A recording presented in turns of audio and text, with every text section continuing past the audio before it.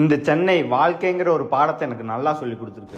வணக்கம் தோழர்களே, 30 நாள் கன்சிஸ்டண்டா வீடியோ போடுவது. இன்னைக்கு நாள் 26. சென்னையில இதுதான் நம்மளோட லாஸ்ட் நாள். இந்த ஊர் எனக்கு சொல்லி கொடுத்தது எல்லாமே பசியையும் சிக்கனத்தையும் ஒழுக்கத்தையும் அசிங்கப்படுவதையும் ரொம்ப நல்லா சொல்லி கொடுத்துருக்கு. சரி வாங்க மேட்ருக்கு வருவோம். நம்ம நண்பர் வேற பேண்ட் ஷர்ட்லாம் வாங்கணும்னு சொன்னார். ஸ்ட்ரெயிட்டா டி நகர் கிளம்பி வந்து இங்க சீப்பாவும் அஃபோர்டபுள் பிரைஸ்லயும் கிடைக்கும். நீங்க பேரம் பேசி வாங்கலாம். போறப்ப இந்த மாதிரிலாம் கூப்பிட்டு ராவடி பண்ணிட்டு இருப்பாங்க. நீங்க அவங்களை கண்டுக்காம உங்களுக்கு பிடிச்ச கடைகளை போய் வாங்க. வெளியூர்ல இருந்து வந்தன்னு மட்டும் காமிச்சிக்காதீங்க, அப்புறம் நம்மளுக்கு டெலிட் கொடுத்துருவாங்க. நாங்க பேரம் பேசி ஒரு 1500 ரூபாய்க்கு 2 பேண்ட் வாங்கிட்டு கிளம்பிட்டு அந்த இடத்த விட்டு. டி நகர்ல பசங்களுக்கு மட்டும் தான் ட்ரெஸ் எல்லாம் இருக்குமான்னு கேட்டீங்கன்னா அதுதான் தப்பு. பொண்ணுங்களுக்கு நிறைய ஆக்சசரிஸ் ட்ரெஸ் எல்லாமே இருக்கும். நீங்க பேரம் பேசி வாங்கினீங்கன்னா இங்க ரொம்ப கம்மியா தருவாங்க. உங்க திறமைக்கு தான் இங்க பரிசு. சாப்பிடலாம்னு சொல்லி சரவணா ஸ்டோர் கிளம்பி விட்டோம். இங்க எல்லாமே கம்மி ரேட் தான். 40 ரூபாய்க்கு பீட்சா எல்லாம் தராங்களேன்னு சொல்லி வாங்கி ட்ரை பண்ணா சுத்தமா நல்லாவே இல்ல. எல்லாம் காஞ்சி போயிருந்தது. தயிர் சாப்பாடு சாம்பார் சாப்பாடுலாம் சூப்பரா இருந்தது. அதெல்லாம் சாப்பிட்டு முடிச்சிட்டு அங்கேயே கொஞ்ச நேரம் ஆட்டி விட்டுட்டு நம்ம நண்பருக்கு கால் பண்ணி சம்மராவடி பண்ணிட்டு இருந்தோம். சரி பிஜி கிளம்பலாம்னு சொல்லி பஸ் தேடிட்டு இருந்தோம். பஸ் கிடைக்கவே இல்லை. சரின்னு ஆட்டோவே புக் பண்ணி கிளம்பிட்டோம். என்னடா இது சன் கிசிங்கான்லாம் கேட்காதீங்க, வெயில் போட்டு எடுத்துச்சு. ஆட்டோக்காரன் நான் வேற எக்ஸ்ட்ரா கேட்டாரா, சரி என்ன பண்றேன்னு சொல்லி கொடுத்துட்டோம். சரி பிஜிக்கு வந்து ரெஸ்ட் எடுக்கலான்னு பார்த்தா இவன் வேற அந்த சின்ன பையனை ராவடி பண்ணிட்டு இருந்தான். அவன் இருறா வேண்டு நான் எங்க அம்மாவை கூட்டிட்டு வரேன்னு சொல்லி குடுகுடுன்னு ஓடி போயிட்டான். அப்படியே கொஞ்ச நேரம் இயற்கையை ரசிச்சு கொண்டிருந்தேன். நம்ம இன்னைக்கு நைட்டு ஊருக்கு கிளம்புறோம்னு சொல்லி பஸ் தான் புக் பண்ணிருந்தோம். நம்மள பிக்கப் பண்ண போரூர் வர சொல்லியிருந்தாங்க. சரின்னு ஆட்டோ பிடிச்சி கிளம்பிட்டோம். பஸ் அங்க போனா செம்ம லேட்டு. சார்ஜ் பாயிண்ட நானும் போட்டு போட்டு பாக்குறேன், யூஸே ஆகல. அதிகாலையில பஸ்ல இருந்து இறங்கி 3 கிலோமீட்டர் நடந்து வீட்டுக்கு சென்று விட்டேன். இதோட இன்னொரு நாள் முடிச்சுக்கிறேன். பத்திரமா இருங்க பசங்களா.